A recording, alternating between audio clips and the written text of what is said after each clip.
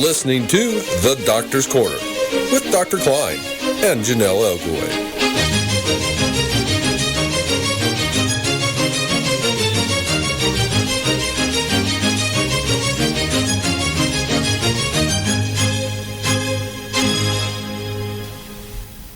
Good evening and welcome to the Doctor's Corner with Dr. Kline and myself, Janelle Elgoway. Have you ever been afraid or too uncomfortable to ask your doctor certain questions? I know I have.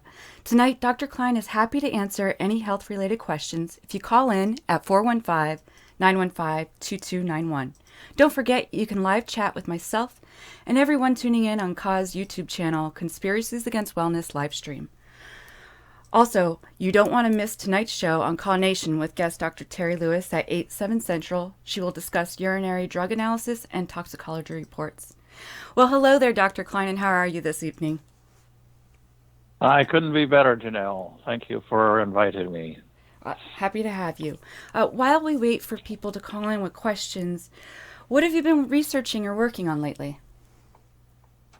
I have two projects I'm interested in because my specialty is chronic diseases. One is diabetes, and the second is the treatment of pain. Okay. And I was just thinking, we call this pain management. It's interesting how people get their fingers in the medical pie. As doctors, we don't use the word management. That's a business word. We talk about pain treatment. Pain management sounds like something you would get on the third floor at Macy's, but this is something that happens in doctors' offices. It's pain treatment. And the other thing I'm interested in is diabetes because I think we may have it wrong. Okay, how so? So those are my two current topics of interest. Sure. So how do we have diabetes wrong? Like, what does that mean? Well, in researching the topic back to the turn of the century, we have basically been treating blood sugars in order to improve the disease. And the question arises whether blood sugars are really a symptom of the disease, or is the disease itself.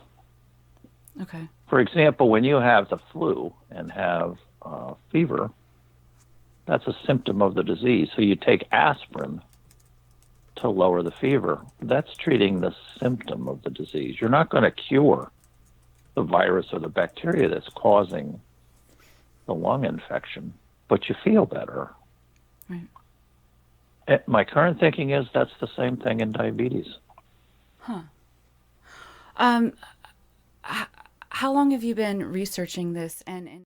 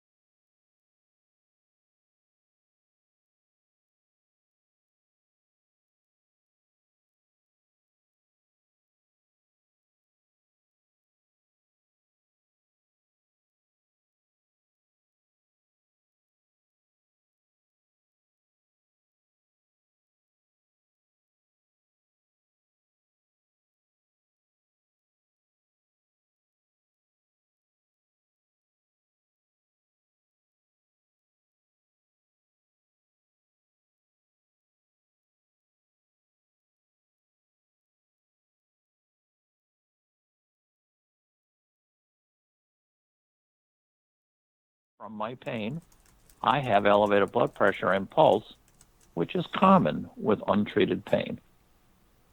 Now, the Board of Registration may not get back to you, but they will always send a letter to the doctor. They are pretty much required to do that, which is common with untreated pain. Sorry about that. Okay. Now, the Board of Registration. Yep, I see. I absolutely see. I'm writing notes as we speak. They will always. And, a lot of people are afraid to do that, afraid the doctor will retaliate. If the doctor retaliates, you send another complaint, because it is unprofessional to retaliate against the patient who is speaking up. You need to be treated with pain medicine. That's why God put the poppy plant on the planet. Pain medicine was first used in Mesopotamia, which is now modern-day Iraq, 3,500 years ago. 3,500 BC. That's 5,000 years ago. And it's been pretty much in use since then. And guess what? It's worked well. It's safe. And any physician who would taper you for no reason, or the CDC made them do it, or the devil made them do it, is unprofessional. Oh, absolutely. I understand that.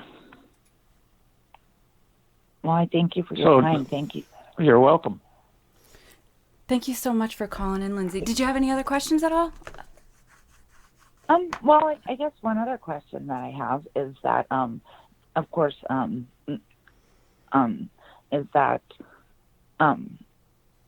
well, I guess I don't know how to word this, is that I guess probably they're all underlying symptoms from not having your pain being treated, is that kind of all comes with the territory, is that your nausea goes up, and then you end up having symptoms with your digestion and different things like that. Is that probably something that would, where you have, I guess, untreated diarrhea and different things like that, things that weren't happening at the time that I probably was treated with my pain medication, that just kind of ended up coming back to where I ended up, now I have problems that I don't get away from the toilet very often. That's horrible. When was your pain medicine stopped?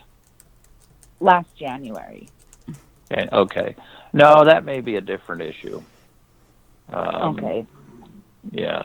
So in other words, you should have that evaluated separately, but you also mentioned in your history that you gave the doctor, last January, I did come off, was taken off forcibly off of my opiates. So, the doctor can then decide whether or not that's a factor or not. Diarrhea is related to opiates, but it seems kind of a long time.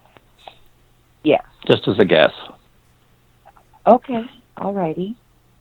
All right. Well, that's all wonderful things to consider. It was nice talking with you. Big sky country. Yeah. Yes. Thank you, Lindsay, for calling Well, in. thank you very much. Yeah, I appreciate your question. Well, you take care of yourself, and hopefully happy spring. Thank you. Thank you you. too. Thank you. Have a We have a question off of YouTube. Stacy Fields wants to know, do we really have any recourse at all when the primary symptoms not being tested or treated leads to other issues like this? I guess like the, having diarrhea. And any time a doctor does something to you and it causes potential harm, then that's a case for malpractice investigation. Right. And that's what the Board of Registration in Medicine does. The Board of Registration gives me a license to practice medicine, and if they think I've done something wrong, they take the license away, and I cannot practice medicine. Right. So there's rules about what the practice of medicine is, and states decide that within their boards of registration of medicine. Each state is a little different.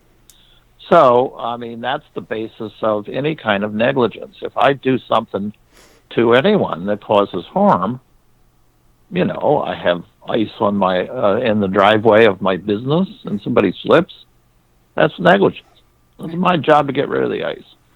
So the same thing with doctors. If doctors do anything that causes harm, then it needs to go before the Board of Registration in Medicine for a question of whether or not this was malpractice or whether or not this was just malaccurrence, we call it. In other words, it was just going to happen anyway. Right. Okay. So yes, you do have recourse. We have another question from Juanita Jordan. Dr. Kline, do you have anything specific that you recommend for insomnia? One of the things I recommend for insomnia, they told me in medical school, was you get out your anatomy book and you start reading it.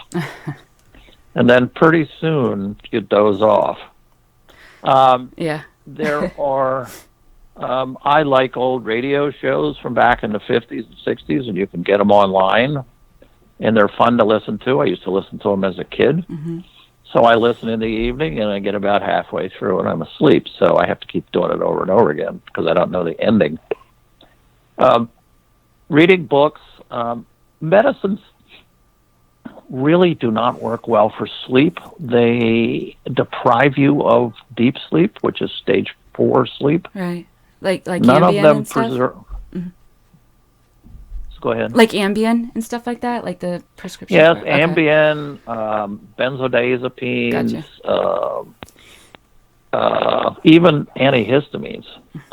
None of them really work. So if you can't sleep because you have pain, guess what? You treat the pain. Right. So you have to treat the underlying disorder. You know, if you're running a high pulse all the time and you can't sleep because you're anxious, then you can have medicines for your anxiety or your pulse, either one. But actually taking a sleeping pill is the least effective way for more than a couple of days. Nothing wrong with using them for a couple of days. You just come back from a long flight, you can't sleep, you're all out of whack. 3 or 4 days is fine. Ambien has a particularly bad profile of causing all kinds of weird things to happen. I'm sure you read about them in the paper. It can cause a temporary psychosis, disorientation. The other thing is to look at the sleep carefully. Recently, I read a paper that interrupted sleep is normal. So this is a person who falls asleep at 10 o'clock, gets up at 2, watches television for 2 hours, and goes back to sleep. That's actually a normal sleep pattern. So first you have to be sure you're not getting sleep. And how do you know that? You know it the next day if you feel terrible. Right. You know, when you don't get sleep, you feel terrible. If you're not feeling terrible the next day, whatever sleep you're getting may be enough. Eleanor Roosevelt only slept 4 hours a day. You know, I mean, some people can get away with a little bit, some people a lot. Other people who are real deep sleepers will actually fall asleep suddenly and go into that stage 4 sleep, which you don't need very much. Right. And then they'll wake up and they'll think they haven't been asleep. So the key thing is how you feel the next day. Okay. Somebody wanted to know, what about melatonin? What do you think about that? Does that work? I don't really have a lot of information on melatonin. It's pretty benign. Mm-hmm. So I would say fine, give it a try. The only thing as a scientist that kind of worries me is your body makes melatonin. Yeah. But if you take it by mouth, you're going to digest it. So I don't know if the melatonin actually enters your bloodstream as melatonin, because your GI tract sort of protects you from things getting into your body, and so it generally digests them. But, unless it costs a lot of money, because that's a bad side effect, yeah, I think it's worth trying, sure. Okay. That's interesting. Yeah, I've even noticed, one thing, I mean, they've tried me on Ambien before. My body gets used to it after being on it a few days. So it seems like I would have to take more. So that makes sense what you were saying, to only take it, for a few days. And obviously the other thing is treat the symptoms, the actual symptoms of what is going on, not sleep. Sleep is just a side effect of not being treated correctly. A symptom, right. Yeah, exactly. So I wanted to get back into, you were talking about diabetes earlier, about all the research that you've done. How do I want to ask this? What have you found that does work if it isn't insulin? Like, what do you think would be the way to treat it correctly? Well, the actual disease was officially discovered in 1901 by a pathologist at Johns Hopkins University. They had only been in business for about 3 years. And he was 18 or 19 at the time as a medical student. 1901. Remember, there were no cars in 1901. Just a few rich people had cars. So this guy had to, go to medical school either walking or on a horse, right? So he looks at the pancreas, the part of the pancreas in charge of the diabetes, or it's called the islets of Langerhans. And Langerhans was a German pathologist who discovered these funny little things in your pancreas. Your pancreas is a digestive organ, and what are these little things in there, these little nests? The pancreas has two jobs. It digests food, and it produces insulin. So he looked under the microscope at these they're like little round areas, like if you took a melon baller and scooped out a chunk of watermelon, it would be the hole that's left. So you stuff capillaries, little tiny blood vessels, into that hole, and some special cells that make insulin. So the insulin-producing cells excrete it, goes into the little capillary. The capillary goes into big and circulates through your body. So he was looking at these, and he thought, wow, some of these look like they're damaged, these islets, and there's about 1 million of them in your pancreas. They look funny. They look like they're damaged. He did some special stains, and lo and behold, they showed some evidence of damage. And he made this little observation, having actually read his paper. Nobody else seems to have read it. And he said, it appears that there is leakage from the capillary, and what we're staining is that leakage. Kind of like when you were a kid and you just barely cut your skin and you got a little lymph draining out. Right. Yeah. That's what drains out of the capillaries. Okay. So he didn't make any conclusions, because guess what? In 1901, diabetes wasn't discovered yet. They didn't know the relationship between blood sugar and these little islet cells. So he just made an observation. All science starts with a simple observation, and then you figure it out later. But if you don't bother to observe it in the first place, you're never going to discover it. So that made sense to me, because all the damage from diabetes has to do with capillaries leaking. Okay. So they leak in the pancreas, and they cause destruction of the little islets, the little scooped out areas, making insulin. Now you're not making as much insulin. So if you're not making as much insulin, your blood sugar starts to rise. Okay, interesting. So then the pathologist discovered later, egad, now we know what the disease is, and lo and behold, there are these problems with eyes and kidneys. But if you review the pathology of those organs, lo and behold, it's always capillaries leaking. So capillary leaking in the pancreas causes decreased insulin. In your eye, causes eye problems. In your kidney, causes kidney problems. In the little blood vessels in your heart, it causes blood vessel problems. It just keeps going. So you see, the blood sugar is just a symptom. Okay. And really, the complications of diabetes are not complications at all. They're part of the disease. We like to put the word pathy on the end of things, to connote that it's a disease. So this is officially a capillopathy, a capillary disease. We have... this is not recognized. Go ahead. Oh, we have another caller. Did you want to take one more call, or did you want... Sure. Okay. Sure. Yeah, I'd rather do that than rattling on. No. I mean, all this is important. Hang on one second here. I'll let them know.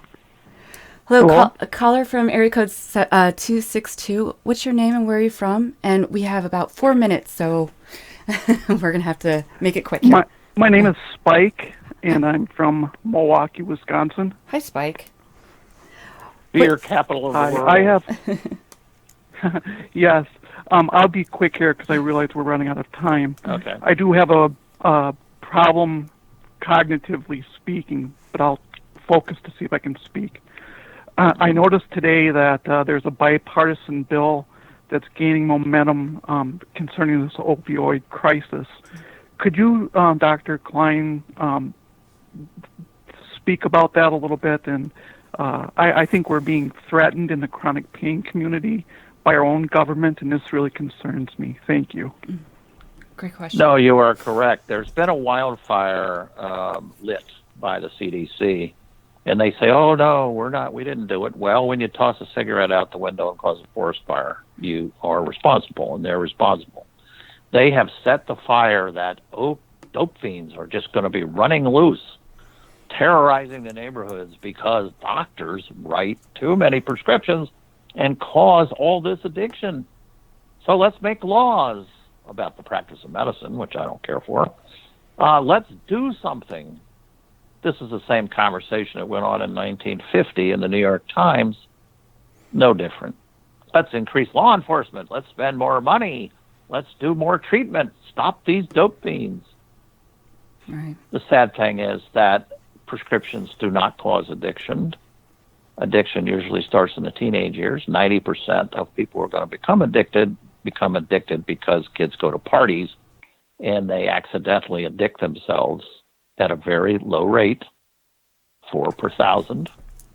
And there's basically only 1 per thousand people running around right now getting ready to be addicted. So the whole problem, the whole solution to the problem, and the problem is really not there. They're making it up because of moralistic views about the practice of medicine concerning just this one thing, pain medicines. And they're wrong, and they are harming, just like you Dr. and Dr. 6.5 million other people. Go ahead. I'm in a position where if I don't have opioids, my condition is so severe that I get no relief at all. None. Well, you can try to use the palliative care, be certified as palliative care, which basically means you have a disease you can't treat, and treating the symptoms will improve your functioning. And go to a doctor. There's going to be something hopefully published soon explaining about palliative care, because palliative care is exempted by the CDC and by most states for any kind of restriction on opiates. So look into the palliative care thing, and I would definitely file a complaint with your Board of Registration in Medicine that your doctor has forced you off these medicines, and give examples of what your life was like before. Just talk about what's happened to you and what's happening now. Don't use the word pain. Try to avoid that. Say, here's what I could do before when I was on this medicine. Here's what I can do now, which is less. I feel I've been harmed, and for no reason. There was no medical reason to stop my medicines. Well, I don't mean to cut you off, Dr. It's a terrible Kline. thing. Yeah. Spike, thank you for your questions. We have to get going here, but thank you so much, Dr. Kline, for taking the time to answer everyone's questions this evening. Did you want to say anything else before we get going, or? No, I would just like to say thank you for inviting me on the show, and for all of the folks out there suffering from chronic pain. Let me tell you, it's a mistake, and you need to scream and yell about it. Don't let this happen. Complain to legislators, complain to the Board of Registration in Medicine. It's not fair. No, it's not. And with that, I will depart. All right, we'll see you next Tuesday. Thank you so much. All right. Good night. And good night. Thank you, everyone, for tuning in. And right now, we are going to have Dr. Terri Lewis speaking about urinary, UDAs on Con Nation. We'll see you then in about a minute. Have a good night. You've been listening to The Doctor's Corner with Dr. Kline and Janelle Elgway. Copyright 2018 by EXG LLC. All rights reserved.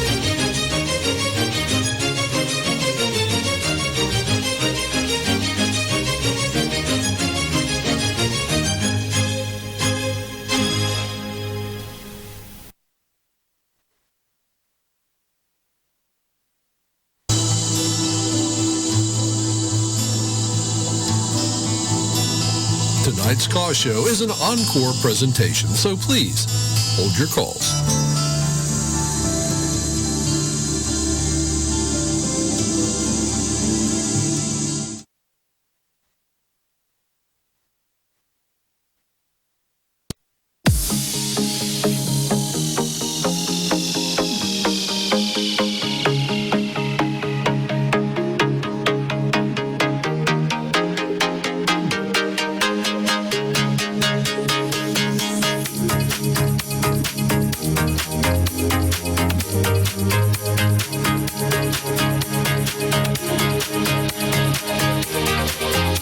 Welcome to Conspiracies Against Wellness with your host, Janelle Elgaway.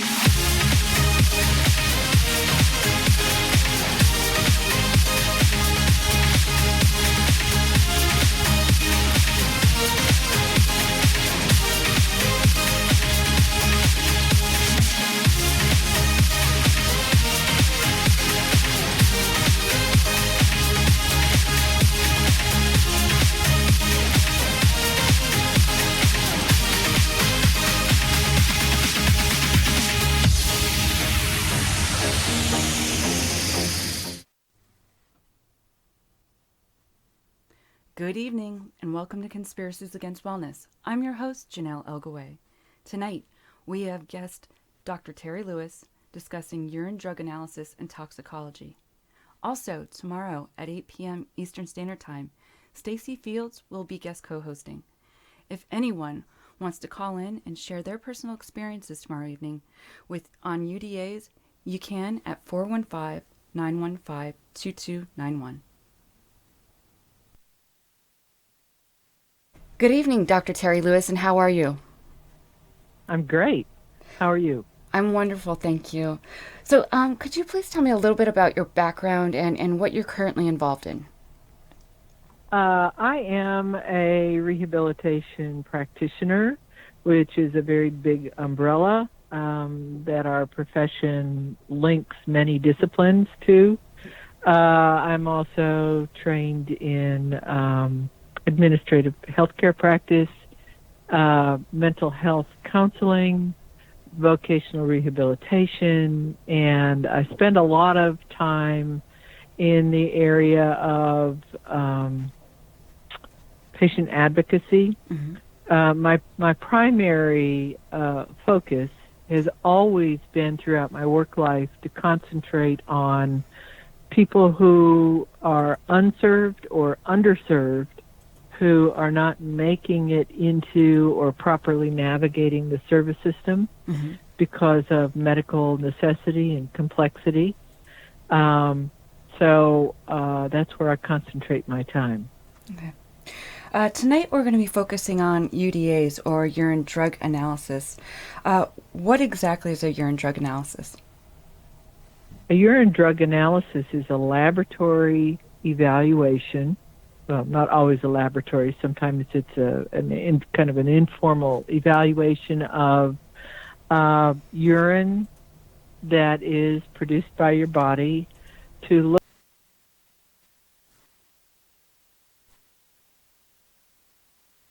look for a variety of expected components that are reflective of how your body functions.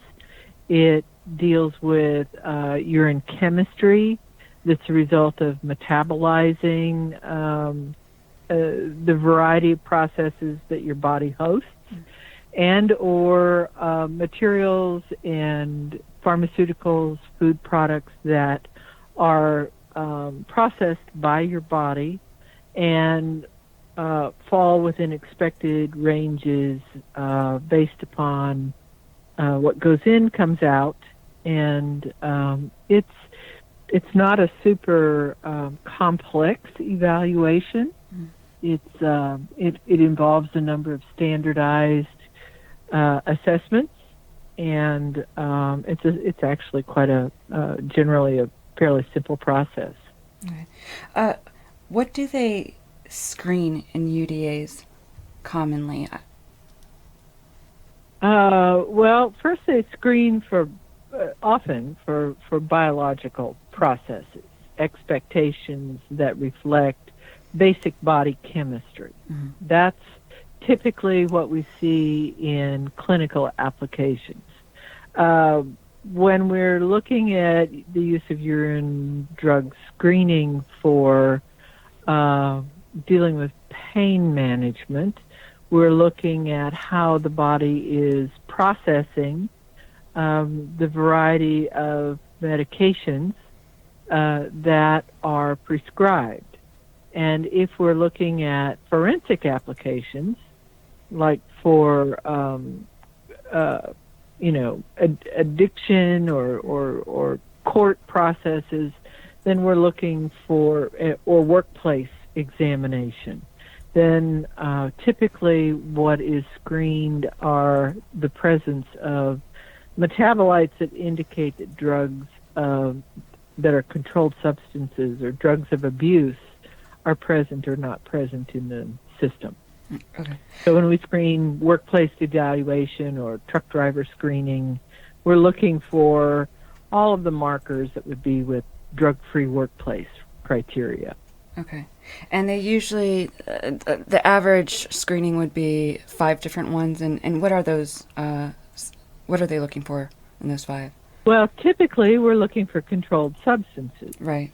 And that would be cocaine, morphine, heroin, those drugs that are on the Schedule 1 control schedule or Schedule 2, marijuana, anything that's in the drug-free workplace program. Okay. Now, but they can screen up to 16 different toxicologies. Why do they do that? What is the purpose of doing that many? Well, if you have a complex patient, there are times when you want to know about drug-drug interactions, and typically what you would see is there are different patterns of use in different communities, different drugs in the local economy, different drugs that are typically prescribed within certain programs. So that's not normal and customary, but you would see that more frequently in a clinical application than you would see it in a drug-free workplace exam. When do they start screening more in depth with these? When? Yeah. If you have a very complex patient, Okay. I would expect to see a more complex drug screen, especially when you're looking for sensitivities across drug groupings. Okay. But typically, you wouldn't see that. You would see that, for instance, if you have a patient who is taking controlled substances for pain management, and they are also taking drugs associated with mental health practices like psychotropics. You're looking for SSRIs or SNRIs. So you're looking for a broad spectrum of interactions. Mm-hmm. I have seen that. I've seen that up to an 11 or 12 panel. It's unusual to see a 16 panel, but it does happen. Okay. I wouldn't expect to see it with most pain patients at all, unless there's also very complex mental health issues in Right. play. All right, for chronic pain patients, or if they're going to a pain management, how often normally do you have to get a UDA? Well, CDC guidelines recommend that a person have generally one a year. Some pain physicians are screening every time a patient presents in their office. I have seen some physicians use a screen every 2 weeks. Wow. I think that's excessive. There's for most patients, there's not medical necessity to do that. That does bring up an issue of how we communicate between the patient and the physician, what the criteria will be for that examination and what they're looking for, and the general purpose of the utilization. If you've got a complex patient, that's, a hospitalized patient, that might be necessary. But most community-located folks, that's a bit excessive. One would not expect to see a very intense schedule. It depends on the practice of the pain clinic or the hospital program or other services that are connected to the care program.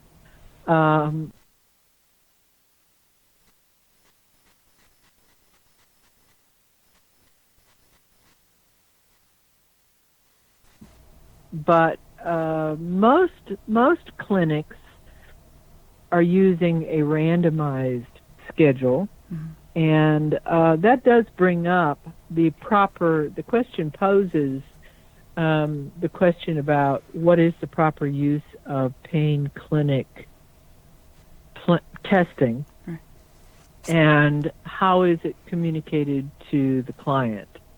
There seems to be wide variation in the ways in which people use that procedure, and that's a problem. There is no consistency from one practice to another, and even one state's regulations to another. When they're testing somebody that much, are they looking for foreign substances, or are they looking to see if they have the correct amount of whatever medications that they are prescribing them? They should be looking, if they're testing that frequently, it should be because there's a medical necessity to test that frequently. Okay? That's different than using the test as an additional revenue stream. Okay. If they're using the test as a revenue stream, that's a problem. If they're using the test to determine that there is a problem that needs to be tracked systematically, that's quite a different issue. And typically what happens is you establish a baseline of a certain number of tests, and then you periodically sample beyond that baseline once you have a pattern of metabolism that is established for that patient. So let's say you're a new patient and you go for the first 3 to 4 months to your clinic. They test you each time. They're looking for trending data, and then from there they widen that testing period so that you are then being tested on a random process. Right. And until there is a reason to demonstrate that there's a problem. So it's just a matter of patient practice, what they're looking for, and so forth. Okay. I'm concerned about the use of this test. Right. The reason that I'm concerned about it is because it shouldn't be used like a cookie cutter, and every patient is different. How are they different? So, well, you have different variables in terms of disease processes. You have different variables in terms of metabolites. Different patients take different medications, and even if you have 5 patients with the same disease process and they're getting the same protocol, there's still going to be wide variation in how they process that material. So if the physician is attempting to learn something about that, then they need to draw the patient into that process and set that up as a clinical application for learning. But typically what is happening in these clinics is the protocol is being used to prove adherence or conformance, and the fact that the person is taking their drugs properly and not selling them or giving them away. Right. The only problem with that is that frequently that approach may not be reliable or valid, and unless that information is systematically and clinically used. So, And you're talking about false variation. positives there? A false positive test? Or... Well, you can have false positives, you can have false negatives, you can have a person on a clinical dosing routine, but if they change pharmacies, they change drug supply, you're going to get differences in results. If they move from a branded product to a generic product, or a product that is imported into the country that is entering the stream of dispensing at the pharmacy level, you're going to have differences there too. And so that could one change of the problems it? that we have there is that we're not using that data that we have to determine what to do with those variations. Okay.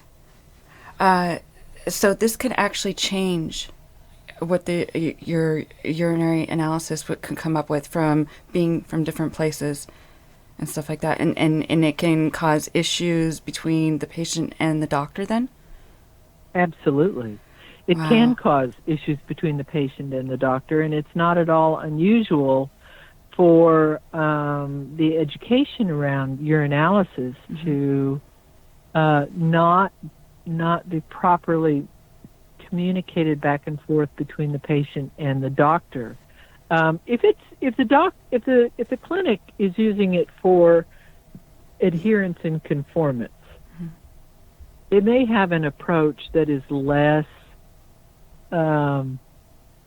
communicative back and forth between the patient. And I've seen folks who are not properly educated about urine drug testing, who may have taken an over-the-counter medication, and then they go to their doctor and find that their urine drug test is impaired, or the results are not what is expected, and another metabolite is showing up that is not prescribed. And that's generally due to an interaction effect that might be unexpected, but depending on the relationship of the clinic to the patient, that may have some pretty significant negative consequences for them. Right. Now, are doctors usually educated and correctly on what happens if there is a false positive or something shows up that shouldn't be in there? Like, how are they supposed to treat the patient when that happens? Well, what we see is that the education about urine drug testing is inconsistent, and doctors may have inconsistent levels of knowledge about how to read the results or how to employ the use of the results from a clinical application. Again, there's a lot of conflation between forensic applications and clinical applications. So the urine drug test was initially, it's a laboratory clinical procedure that was borrowed by the forensic industry to track behavior. Okay. And when we conflate those two activities, we've got a problem. So if the physician is using a forensic protocol to track the impact of clinical decisions, fundamentally we've got a problem. Right. And if the decision then is a forensic decision to keep the patient in treatment or to keep the protocol in place or to change the prescribing behavior or to discharge the patient, Right. then we may have a problem that is based upon a lack of clear understanding of how to use the urine drug testing protocol for clinical applications and what the results mean from a clinical perspective as opposed to a forensic perspective. Right. Look, if you wouldn't mind, can you explain the two different types of tests that are normally done once you have the sample and what they are? Well, there are two basic procedures in play, and one is a very informal testing process, and it looks at, it generally involves screening, and that screening is the typical. You go into the office or the practice, and you have an observed collection where you same thing as with a pregnancy test. You collect the specimen, and then a dipstick of some kind is utilized to determine a positive or a negative in terms of the presence or the absence of a prescribed medication. Okay. And then you have what's called confirmation testing. So if you get, let's say, a result that you did not expect to see, your sample of urine may be further sent out for testing with a gas chromatograph, and high-powered liquid gas chromatograph is what it's called, HPLC. And what that test does is to separate all of the materials that are found in the specimen and to provide a reading about quantity of adulterants or metabolites that are found in the specimen. And it can take sometimes a negative test will show up positive on a HPLC because the detection levels are different. Sometimes a positive test on the screening will show up as a negative on the HPLC because of differences in detection levels and possible contamination in the process and just different functions of the tools. Okay. How accurate are these tests? Screening tests are not as accurate as HPLC. HPLC is very, very accurate. Okay. If the correct standards are utilized, they measure against what's called a standard, and that standard is a known quantity for a specific material, and the standards are set to the federal specifications for detection levels of materials that are potential adulterants in the system. If you're eating poppy seeds, for instance, which are found in the everyday bagel and poppy seed cake and so forth, those standards are set at levels that generally would screen that out as a negative test. Okay. Depending on the person, all right, you might find something that's a little bit, some variation there, but that again goes to clinical interpretation of your results. Right. Are there more accurate tests when testing for different drugs, or? Well, the HPLC is absolutely the most accurate. There are other methodologies that are used, which are hair and blood and saliva testing, some skin testing. Sometimes one can draw samples in, feces, but generally any bodily fluid or hair sample can detect levels of most metabolites. Not all metabolites, but most. And you have to understand that some of these drugs have a very short half-life. Okay. So understanding that short half-life exists means that you're looking for downstream measures that the material has been present in your body. So, like cocaine has a very short flash. But there are other chemical processes that occur when cocaine has been utilized by somebody, and so it measures the indirect results of that. Okay.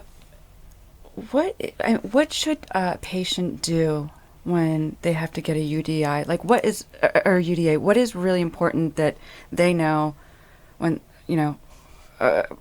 with their rights, I guess, and having to actually physically take the test? Well, that's a difficult question these days. The rights, the rights come under the issue of search and seizure and right to treatment, and those are two very different kinds of issues. Okay. In a forensic test, you pretty much have no rights. Once you're in the court system, your rights to search and seizure are compromised. Okay. That same issue has not been terribly well clarified for people who are under a clinical application, but it's being interpreted more broadly that people who are using controlled substances, which are controlled, they are Schedule 2 or Schedule 1, that the suspension of some personal rights seems to be okay with imposing conditions of monitoring through urine drug screening, utilizing more forensic applications. I think the courts are not clear yet about that issue.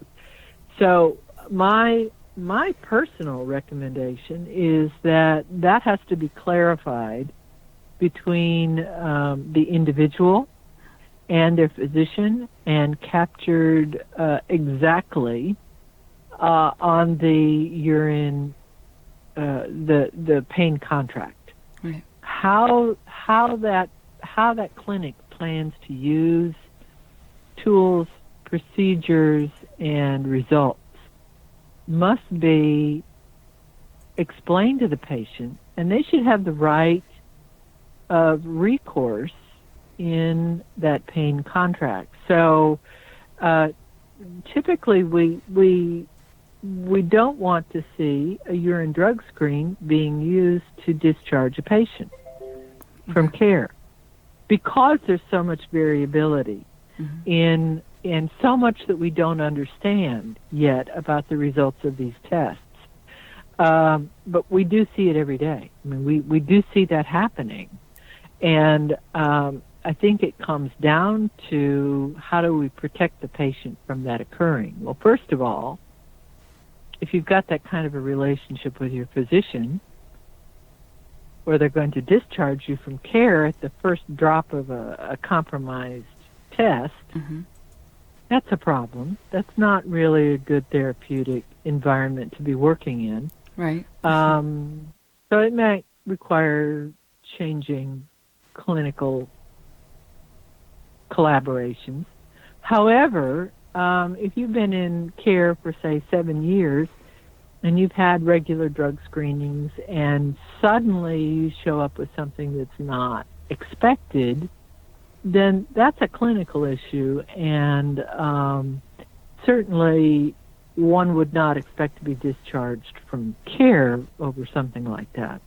Right. And I think it's important to have a very frank conversation with clinicians before this relationship starts about how these tools will be used and what your rights are as a patient. Right. So that you can accept or reject the conditions under which you're going to be cared for. And some people feel that it very strongly that it's, their right to search and seizure should be protected in this process. And I kind of personally fall out on that side when you're looking at this conflation of forensic practice with clinical practice. But if you're looking to improve care and you've got a complex patient, then this is important information because you do want to know how to properly medicate the patient. Right. So, and this is but one indicator. It is not the only indicator. There are also blood samples. There are also, you can tell a lot about liver function. You can tell a lot about the genomic characteristics of the individual and whether they're a slow metabolizer or an ultra-fast metabolizer. But you can't do that on a single test. You have to establish a baseline. Mm-hmm.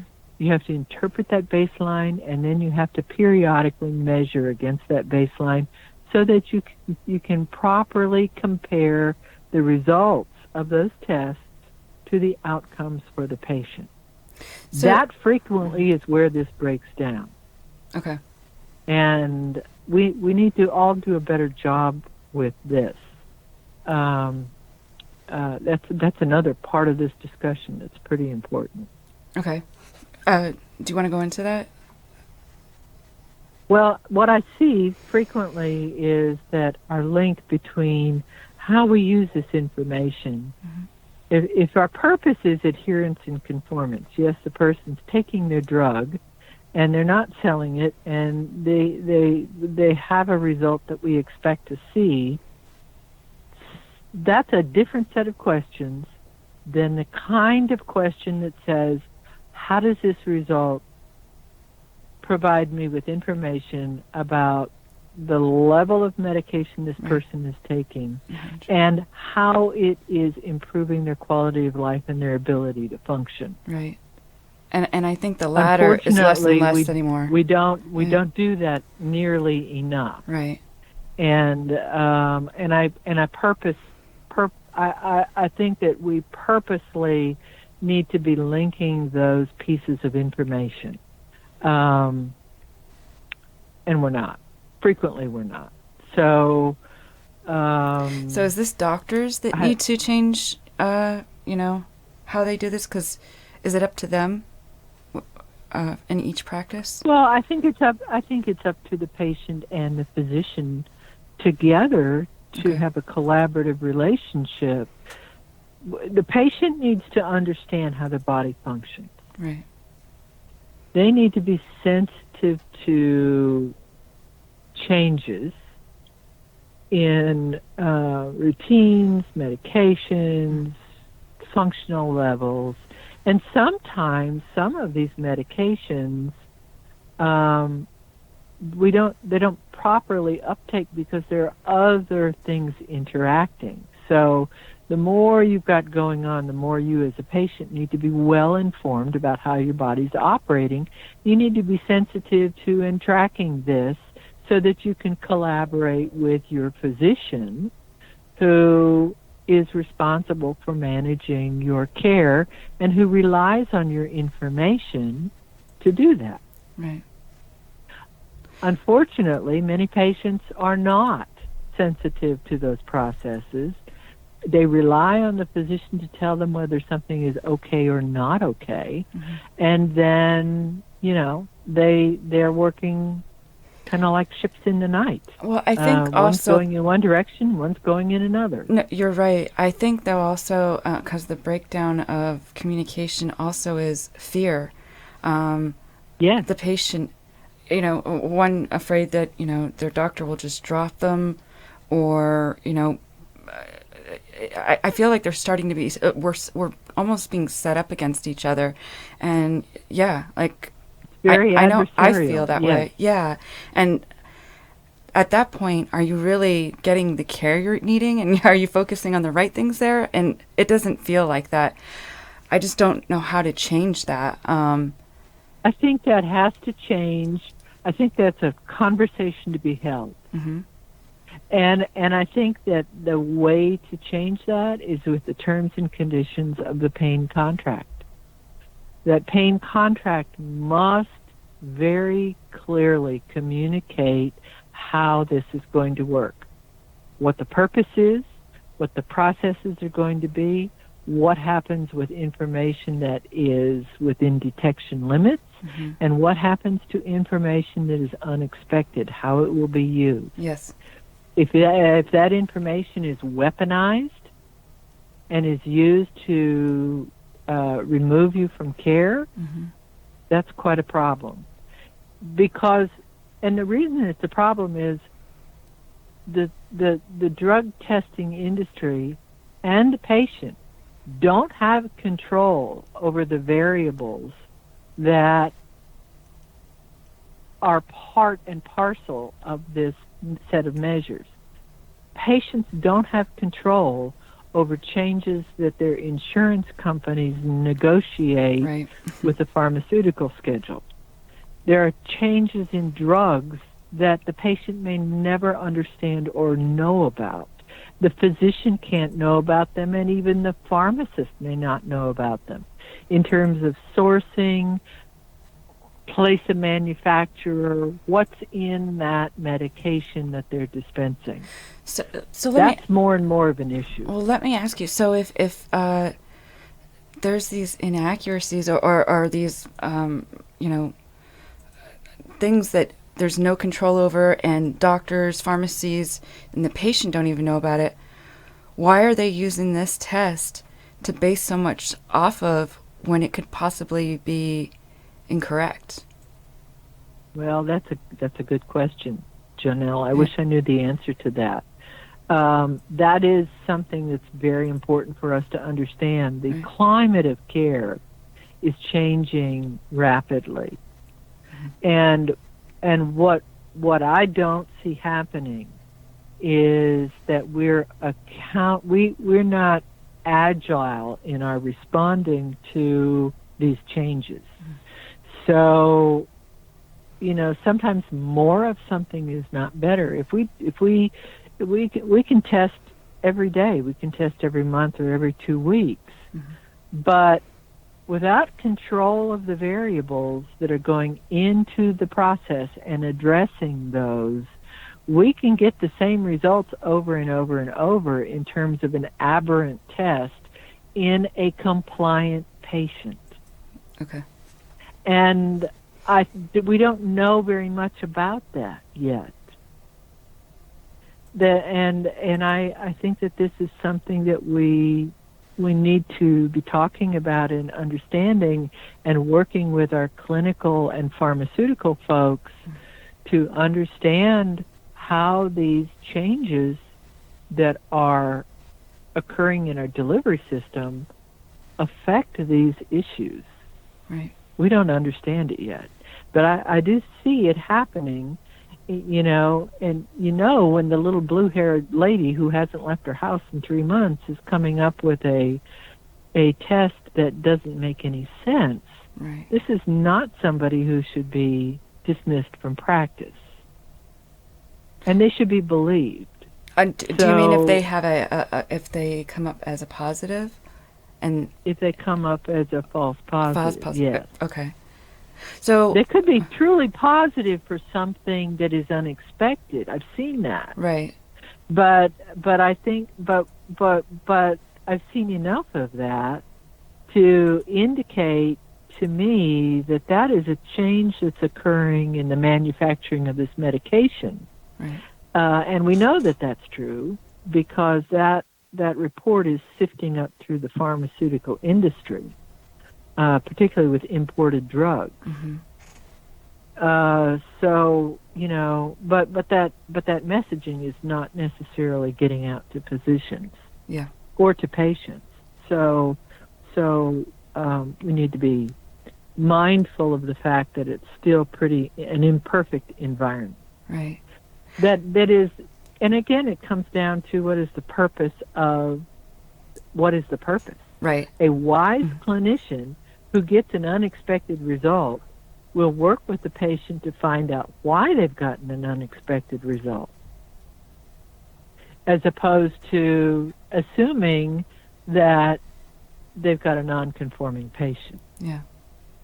Well, you know, I mean, before I had my false positive in October, I never realized, like, any of this stuff. And so I had a false positive for cocaine. And I've been taking these tests for 16 years, and I've never had a false positive or or positive for anything. And when they called me, I was shocked, and I had to keep it quiet. I felt so I didn't know like what to do. I mean, I reached out to a few doctor friends and stuff like that, and they were able to help me. Have information to learn more about it. But I felt like my doctor, well, in the beginning, it took like about a week, and it was me not giving up and saying, no, I didn't do this, for them to look at me. But it made me I felt betrayed, and I felt ashamed, honestly. Like I felt like I did something that I didn't do, and there was nothing I can do about it. So basically, they fired me, and then they sent out certified letters to all my other doctors stating that I had this. Wow. Yeah, and I know. Yeah, I see that as a failure process. It hurt, and I think that is a clinician who if their purpose is managing their practice. Right. And keeping themselves out from under the radar, they're more likely to engage in treating that kind of result as a forensic result. You're not in jail and you're not on probation. Yeah. I'm so surprised. Patients are not in jail and not on probation, and they should not be treated as though, this is a keep or kill situation. Right. Well, and so I see that as a failure process. And I was even just let's playing devil's advocate. Say, I did have an issue. Like, I would think that she would want to get me help. I mean, I've been going to her for years, and we had a really good relationship. I didn't get any of this. But what this did for me is I researched a lot. I learned about, how the tests should be taken, what the tests are, if there is a false positive, how to talk with that. And I didn't give up with her, and she ended up allowing me to go get a hair test then. And that was the other thing. I felt like she should have given me another test immediately, and she refused to. But they did finally, kind of break down and give me a hair test, and it was negative. And the other thing is once, like, it was weeks after, and I found, my results and everything like that, I started talking about this a little bit publicly, and I found out so many people this has happened to, and they said they didn't fight it, and now they've lost all treatment and care. And I know that's what would have happened if I didn't stick up for myself. Yes, I personally do not believe this test should be used to deny care. Yeah. If there's an unexpected result, that should trip further analysis and referrals. It should not be used to deny care. That's a real problem in educating clinicians about how to properly integrate these tests into the practice of pain care. So is that what we need to do? We have complex folks for many who are taking multiple classes of drugs Right. for disease processes, for related mental health issues, et cetera, who come in with all kinds of variability. I just think it's bad business. Yeah. Well, the only thing I And the felt like I could do protocol is in the pain clinic contract right. should tell you exactly what's going to happen with a negative test. Well, that's the thing, though. Years ago, I signed this. There wasn't all these problems back then. I didn't even realize what I signed. I mean, Well, now I am. Here's the other part of that. Annually, a patient that's should true. review their records and should review their pain contract. Yeah, that's a good idea. Yes, Do that we- should be done annually. Do we legally there are need pain changes. contracts? Excuse me? Do we have to? Does every doctor have to have a pain contract?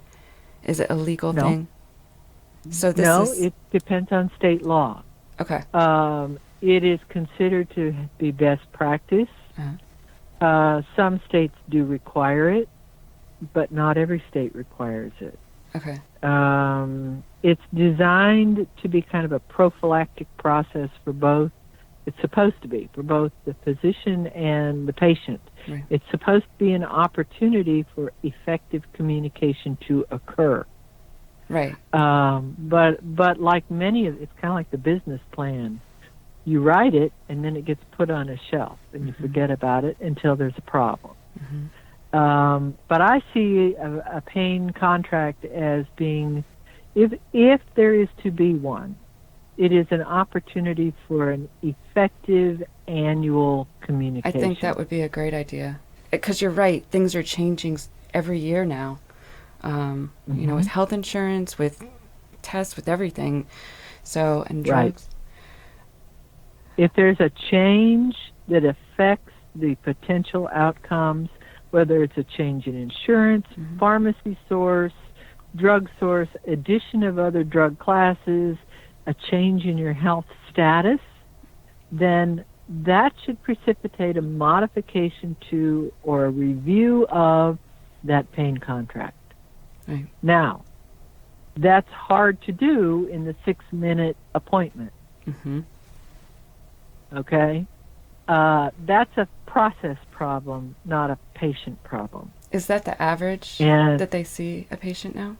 Well, it's pretty common. Okay. 6 to 10 minutes is about what you see in your physician's office many times. So that's hard time to get. That's hard to get that communication handled. Right. But I see scheduling. I think it's a good idea for patients at a minimum on an annual basis to schedule at least 30 minutes to an hour with their physician so that they can have this conversation. Right. Whoever's case managing that person, whether it's the GP or it's the pain practitioner or it's some other specialty, whoever's in charge of that process needs to update your medical record.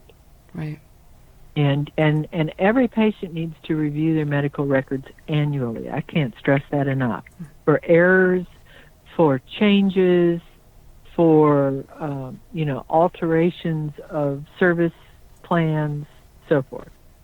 Well, I know also some patients now have a hard time even getting their records. Like, doctors won't let you see them.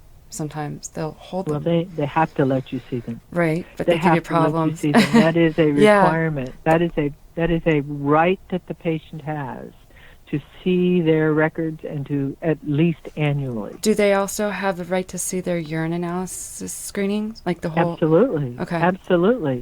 Absolutely. You're paying for this. Right. Your resources are being used for your treatment plan. You should be provided with a copy of every test result that is imposed upon you or that you think is important. It should be part of your medical record, and they should be going over it with you, Right. or communicating the results to you every time it's done, no matter what it is. Do you believe each patient should also have a copy of all the records and up to date with them, Yes. like at home or somewhere? How do you think that would be Somewhere best? that is accessible to them Okay. and accessible to your care partners. I think every person should have a designee who has access to their medical and healthcare records. A trusted family member, a good friend, a care partner. Mm-hmm. That way, if you are compromised, either you're having a real complex medical crisis, or you don't feel like you have confidence, to have the conversation, there is somebody there who can have access to your information that you trust, who can help you have that conversation and to help you review the work that's been done. Right. Well, I think all this stuff is so important, and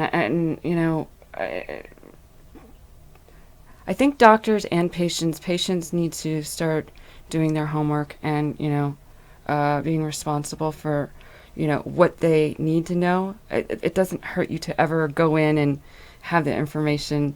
It's just, sometimes it's sad, but sometimes you don't know to even look up stuff until it happens to you, or, you have the problem. Is there that's true. Is there that's true. It's we don't understand that it's required. Right. Our job is to be the patient, not case manage our illness. That's the doctor's job. But in this complex and changing environment, we need to modify our behavior. Right. Where is it? Absolutely. Where would the best information be to find, to research and learn about this as a patient? Well, I think that there are very good online resources. Mm-hmm. Recently, the medical organizations have done a better job of putting out patient-centered information. And on urine drug screening, the American Association of Integrated Pain Management just put out a paper on best practices in urine drug screening. Okay. If you're looking for, and that's authored by Dr. Fuden and a couple of his colleagues. So that's going to be an excellent source, and he, of course, has a blog called Pain Doctor where he keeps a lot of this information updated. And he'll be on tomorrow. Group. Sorry. Yeah, he'll be on tomorrow. Yep. And he's an excellent resource. Mm-hmm. Some patient advocacy groups do a great job of connecting their information to reliable sources.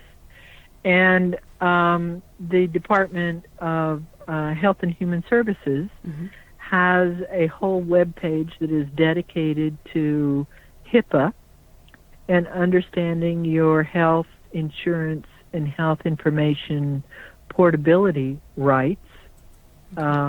So that is available to patients on the Center for Medicare and Health and Human Services web pages. Okay, great. What about doctors? Is there something where they can go and look, within your groups, or do you guys have anything? Well, patient advocates welcome doctors to travel through their materials for sure. Okay. I know that as somebody who spends a lot of time on patient advocacy, I recognize that it's pretty hard for everybody to keep up with changes in the day-to-day information. But physicians have good resources available to them and good tools, and most of them are accessible now through apps on the internet. Okay. They just have to use them. But the other part of this is creating a community of learning where all of us who are involved in these conversations can learn together. And we see that happening more and more. We're getting more reaching across the advocate and physician community to begin to discuss and tackle some of these problems that we observe. Right. So the information is there. It's a matter of simply using it and finding trusted sources. Right. So, that's true for all of us. No matter where you're sitting at the table, the information is there. Right. Is there anything else that you wanted to go over that you that we haven't spoken about that that we missed that we have to talk about? I think it's the one thing that is for sure is that we have to none of us plans for a major illness to occur or to deal with the daily consequences of that. But I think there are a couple of things that are prophylactic, and that is number one, to have, to the best degree possible, to have a strong social network that can educate itself to the same information or knows where to find it. The other thing is many people, once they get very sick, become isolated with their illness and in managing the details. So that makes it really, really hard. It becomes a downward spiral. And that's where patient advocate groups and come in and getting hooked up to those tools and resources and social networks that help to take you out of that isolation and put you in contact with, more information and people who are willing to help. And I see that happening peer-to-peer and advocate to patient and advocate to doctor and even patient to doctor now. So, the thing that I want to caution people is don't give up and don't think that you're all alone in this process, because you're not. We have lots and lots of network tools that will help folks to stay connected. Okay. Well, Dr. Lewis, thank you so much for coming on and sharing your knowledge. And I learned so much. I really appreciate it. Thank you. Well, you're welcome. Yeah. This has been a pleasure, and it is certainly a complex topic. Yes. And it's one we can all do better with. Yeah. The one thing that is certain is that nothing is sure. Right. And we're learning more every day, and operating as a learning community is pretty important. Yeah. Well, so what you're doing with your radio show and your outreach is really important, Janelle, and I commend you and Brian for what you're doing. It's important. Well, thank you. Yeah, because I just feel like education and being informed is something that we all need to be. Right. And it will help. It makes everything work better. Yes, it does. For sure. Yeah. Well, again, thank you, and I hope you have a safe trip back to Thailand. And thank you. We hope that you'll come. Thank you, Con Nation, for joining us this evening. Please don't forget to tune in tomorrow evening at 8/7 Central with guest co-host Stacy Fields. If you would like to share your personal experiences concerning UDAs, please call in at 415-915-2291. Have a great night, Con Nation.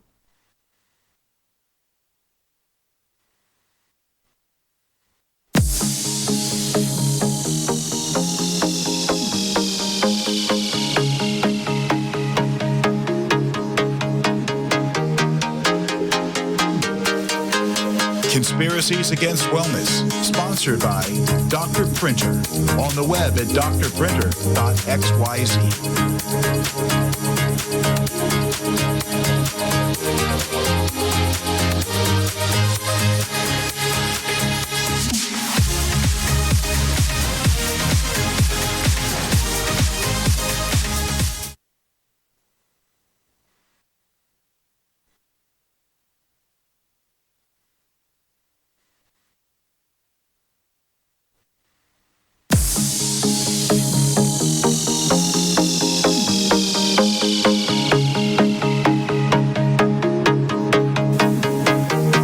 listening to Conspiracies Against Wellness with Janelle Elgoway. Join us tomorrow at 8 p.m. Eastern to get in on the conversation.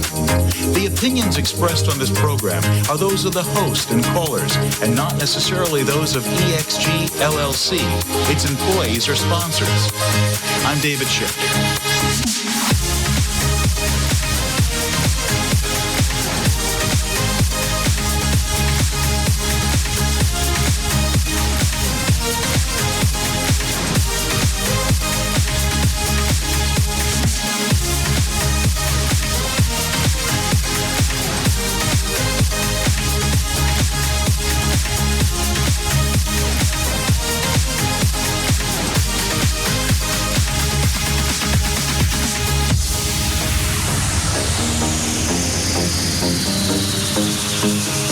Copyright 2017 by EXG LLC. All rights reserved.